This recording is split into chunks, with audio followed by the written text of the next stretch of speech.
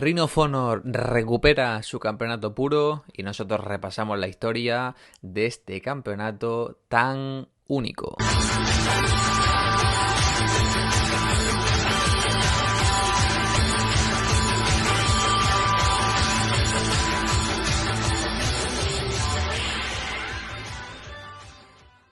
Bienvenidos a una nueva edición de Spanish Uppercut. Aquí estamos una semana más, un nuevo vídeo hablando de esto que tanto nos gusta, que tanto nos apasiona, del wrestling profesional. Como siempre, antes de nada, recordaros que estéis suscribiendo al canal y dándole a la campanita para enteraros de cuando subimos nuevo contenido, siguiéndonos en nuestras redes sociales, @UppercutSpanish en Twitter y, como no, también apoyándonos en nuestra pestaña de miembros para participar en vídeos en exclusiva con nosotros y sugerirnos qué contenido deberíamos estar analizando. Rodri, regresa el campeonato puro a Ring of Honor y dijimos, ¿cómo va a volver un título tan especial, tan único en la historia del pro wrestling? Y nos vamos a hacer un monográfico hablando al respecto. Efectivamente, un monográfico de uno de los conceptos, yo creo los conceptos más interesantes que ha dado que dio el pro wrestling en la pasada década, y también, sobre todo, uno de los conceptos que yo creo que de alguna manera sentaron las bases de lo que fue Ring of Honor en sus primeros años de existencia. Para la gente que no conozca el campeonato puro de Ring of Honor, tenemos que situarnos a inicios del año 2004. A inicios del año 2004, en el mes de febrero para ser exactos, Ring of Honor pues tenía en activo el campeonato mundial. Ahí seguía este verano del año 2002, por aquel entonces el campeón mundial era Samoa Joe, que bueno, recién estaba empezando, llevaba un año prácticamente ya de su legendario reinado. Teníamos el campeonato en parejas y Gabe Sapolsky, el booker por aquel entonces, decide crear un nuevo campeonato para la Midcard. Pero en vez de crear un campeonato Midcard al uso, un campeonato televisivo o algo por el estilo, como conocemos hoy en día, crea el campeonato Pure, el campeonato puro, que tienen como estipulación especial que todos los combates en el que el campeonato se defienda tendrán estas normas puras, que fue introduciéndolas en algunos shows, y era básicamente que fuera del ring había una cuenta de 20, era que no podía haber ningún tipo de interferencia externa, el campeonato no cambiaba de manos, o sea, cambiaba de manos, perdón, por descalificación y por cuenta fuera del ring, por lo tanto eliminaba esta ventaja del campeón para retenerlo. Y quizá el punto más especial era, por un lado, que no se podían dar puñetazos con el puño cerrado a la cara del rival y que únicamente tenías 3 rope breaks por combate, es decir, que podías escaparte de una sumisión o de una pinfall hasta 3 ocasiones, pero a partir de ahí tu rival podía utilizar las cuerdas como quisiera para hacerte someter, castigarte o dejarte a su merced para una cuenta de 3. Unas normas que a priori parecían pues un poquito complejas, Rodri, pero creo que la verdad es que había luchadores que sabían utilizarlo realmente bien, y sobre todo comentarios e incluso el ring announcing Bobby Cruz siempre nos recordaba todo para que el público pues no se perdiera. Efectivamente, reglas que quizás al principio parecían un poco extrañas, al final, conforme van pasando las defensas, conforme van pasando los reinados, yo creo que de alguna manera te vienen intrínsecas ya, y la verdad es que aportaban muchísimo. Me parece que convertían un combate de wrestling en una partida de ajedrez entre dos wrestlers, en los cuales cada rock break significaba una ventaja sobre tu rival. Y con esto llegaríamos a la coronación del primer campeón puro de la historia. Ring of Honor celebraba su segundo aniversario el 14 de febrero de 2004 de Massachusetts, con un torneo, ¿no? El torneo para decretar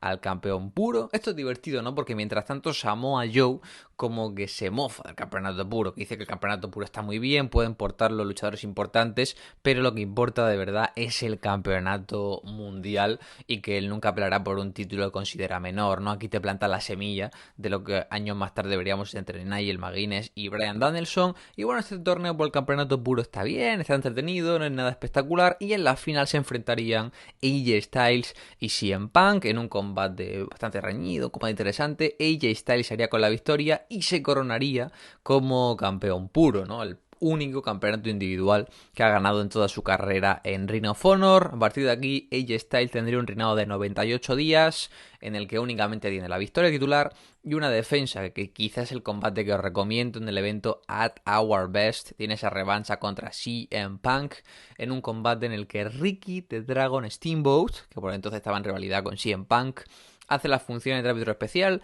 El final se ve un poco raro, ¿no? Porque parece que AJ Styles queda noqueado, pero Ricky Steamboat decide mantener el combate. Funciona muy bien, es un combate bueno y creo que sirve para sentar las bases del campeonato puro. La gran lástima es que por aquel entonces coincidimos con el escándalo de Rob Feinstein, y a raíz de este escándalo ahí los luchadores tienen que decidir si luchan en TNA o luchan en Ring of Honor, ya que la directiva de TNA no les iba a permitir que trabajara en una empresa relacionada con Feinstein. Gente como Samoa Joe decide quedarse en Ring of Honor, pero AJ Styles, al igual que Christopher Daniels o Loki, se marcha a TNA, de modo que recién coronado este campeón pues tiene que quedar vacante, y no sería hasta meses más adelante, Rodri, que un nuevo luchador ganaría este título en otro mini torneo. Tras el escándalo de Rob Feinstein, volvíamos a la casilla de inicio. En Reborn Completion tenemos un torneo de nuevo para coronar al campeón Pure. Un torneo con gente como Punk, como Austin Aries, como Jay Lethal o un jovencísimo Nigel McGuinness, pero es que en la final tendríamos a un Alex Shelley, miembro de Generation Next, contra Doug Williams.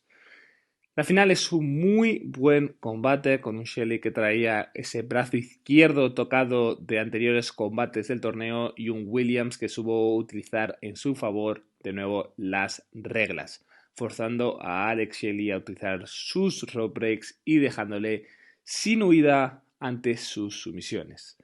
Doug Williams se corona como segundo campeón del Pure Title, tiene un reinado cortito, defensas contra los chicos de Generation Next, como puede ser Shelley, como puede ser Austin Aries, y posteriormente una defensa en Reino Unido contra Claudio Castagnoli.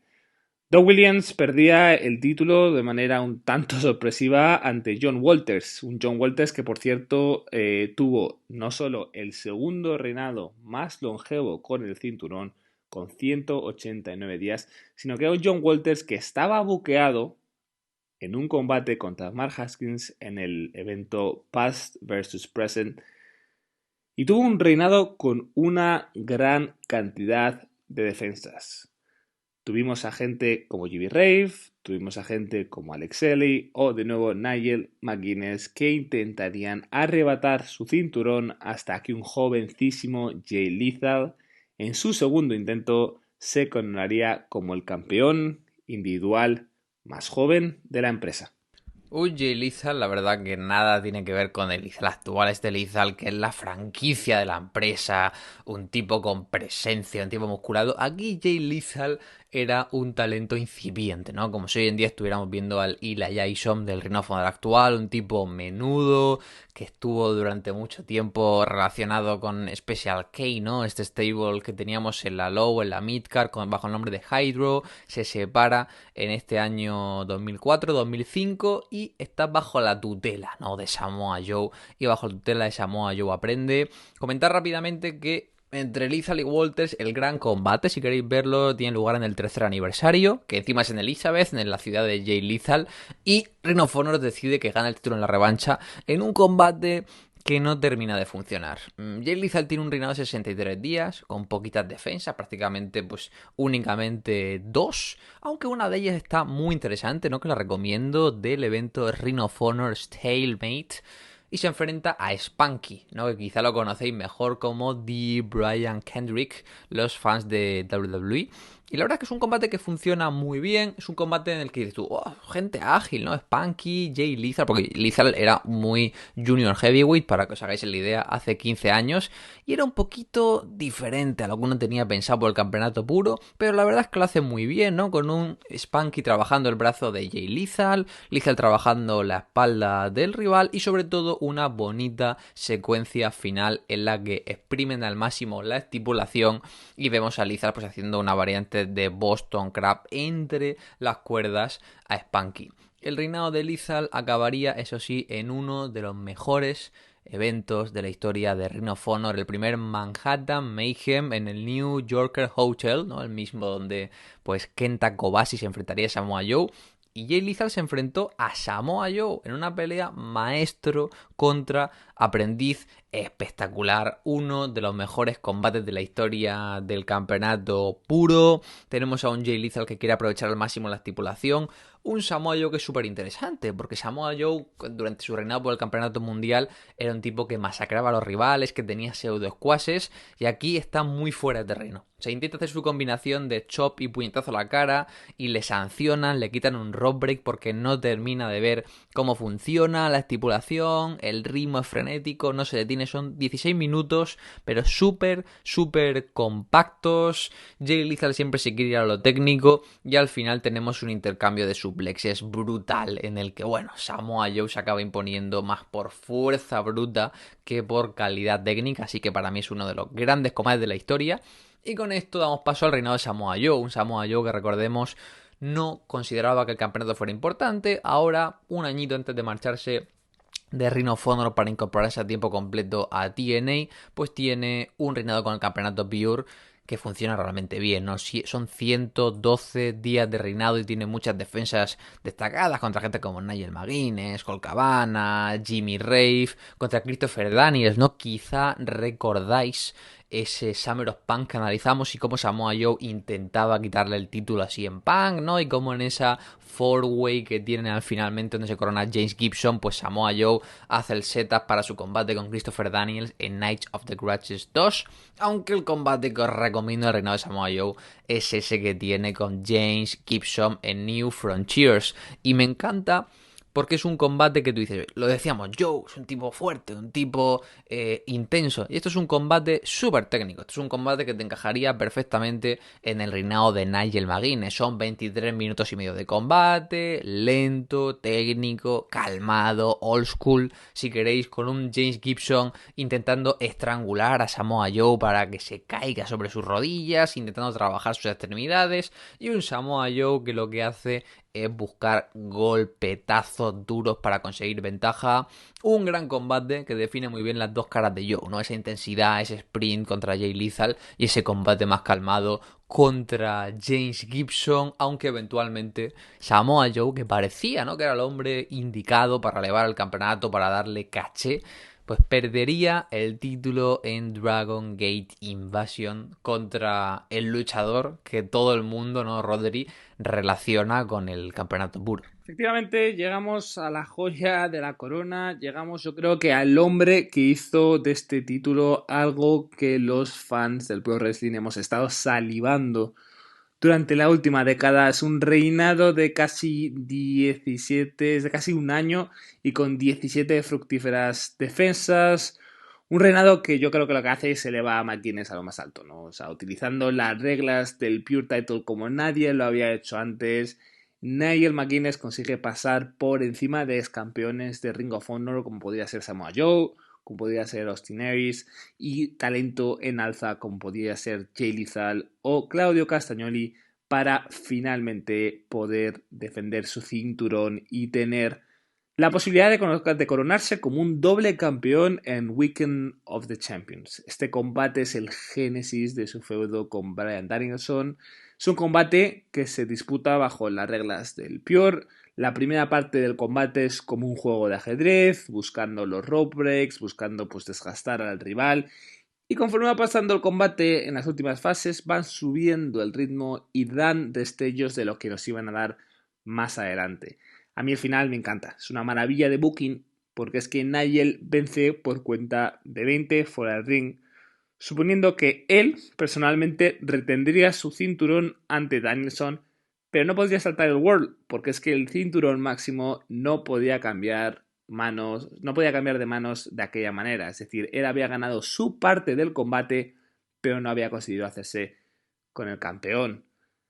Posteriormente, las reglas del Pure iban a servir para alimentar su feudo con Homicide y el feudo este de Homicide y Jim Cornette, ¿no?, que vimos de cara a Cage of the Death y analizamos en el vídeo de CC Dub contra Ring of Honor, y acabaría su gran reinado con defensas contra Cabana, Y delirios, finalmente, título, Liverpool. Sería gran sacrificio, ¿no?, para alimentar este feudo entre Bryan Danielson y Nigel McGuinness, ya que es que en Unified ambos hombres escriben una página en la historia del pro wrestling americano, ya que unifican ambos World y Pure Title. Pero creo, Alex, que eso es una historia, es un análisis para otro vídeo. Definitivamente, ¿no? Dejarnos aquí en comentarios si a vosotros también os gustaría, pero pensamos que tanto toda la rivalidad entre Bryan Danielson y Nigel McGuinness de cara a ese 12 de agosto de 2006 en el Liverpool Olympia, como el propio reinado de Nigel McGuinness con el campeonato Pure merecen sus propios vídeos. O sea, yo creo que realmente el reinado con el campeonato mundial de Bryan Danielson y el reinado Pure de McGuinness es una cosa que merece su propio vídeo porque es de una calidad excelente. Pero con esto llegaría al final de la historia del campeonato Pure, ¿no? Tenemos esa imagen de Danielson, ¿no? Que derrota a Nigel y ni siquiera le derrota, ¿no? Por pinfall o sumisión, sino que aplica sus codazos en la cabeza y Nigel queda inconsciente, ¿no? Una cosa con lo que ha jugado el propio Jonathan Gresham en sus promos de la restauración del campeonato, ¿no? De que nos quitaron el título y ni siquiera lo hicieron de una forma honorable. Y han sido, pues eso, desde 2006 estos 14 años en los que el campeonato Pure parecía simplemente un recuerdo. Ahora parece que volverá, así que antes de cerrar este monográfico, Rodri, te quería preguntar tu opinión en general, ¿no? De la historia del campeonato Pure, cómo se llevó, los combates que habían, y si estuviste de acuerdo, ¿no? Del hecho de que lo desactivaran, pues simplemente a los 2 años y medio, ¿no? Si pensabas que tenía más recorrido, o si al contrario eres de los que piensa que al final se hacía pesado porque se puede ser creativo con el campeonato, pero tampoco en exceso. A mí me parece un gran reclamo, me parece un gran reclamo para la gente más aficionada a los combates más a ras de lona, a los combates más técnicos, entonces me parece que todavía, y sobre todo después de haber tenido, es decir, creo que hay varios reinados que hemos analizado que están bien, pero que no tienen nada, nada que haya pasado a la historia, ¿no? Ese reinado de AJ Styles, el reinado de Doug Williams, no ha pasado a la historia. En cambio, el hecho de cerrar, el hecho de inactivar un campeonato cuando está en su culmen, cuando está siendo una de las cosas más divertidas en la empresa, la verdad es que me pareció un tanto sorpresivo. Y creo que sinceramente tenía o podría haber tenido bastantes más años siempre y cuando se lleve bien. Es un tema, yo creo que más que de eso es un tema de llevarlo bien y que el campeonato no caiga en simplemente pues combates vacíos con esas reglas, ¿no? Esas reglas tienen que ser utilizadas de manera creativa, tienen que ser utilizadas de manera muy variada como se hizo, y por eso queremos analizar el reinado de Nigel McGuinness, porque cada combate lo hacía, lo presentaba de una manera diferente para intentar sacar el mayor beneficio de esas reglas. Entonces creo que todavía tiene recorrido y que vamos a ver un momento en el cual ahora con la reinstauración de este campeonato creo que va a haber varios wrestlers dentro de Ring of Honor que les va a forzar un poco más en su área creativa y va a añadir muchísimo color a una cartelera con un combate bajo unas reglas únicas. Pues este es nuestro repaso a la historia del campeonato puro de Ring of Honor, uno de los campeonatos más únicos de la historia del pro wrestling norteamericano. Lo dicho, si queréis un análisis del reinado de Nigel McGuinness y el camino hacia Unified en verano de 2006, dejárnoslo aquí en comentarios. Si os gustó también ese like, esa campanita, compartirlo con vuestros amigos o vuestros compañeros que penséis que le puede interesar, y si os gustó, que os reencantó, pues también nos podéis apoyar en la pestañita de miembros para acceder a este tipo de vídeos en primicia y sobre todo sugerirnos temas de los que queréis que traten nuestros próximos monográficos. Lo dicho, esperamos que os haya gustado, pero sobre todo esperamos veros muy pronto. Adiós.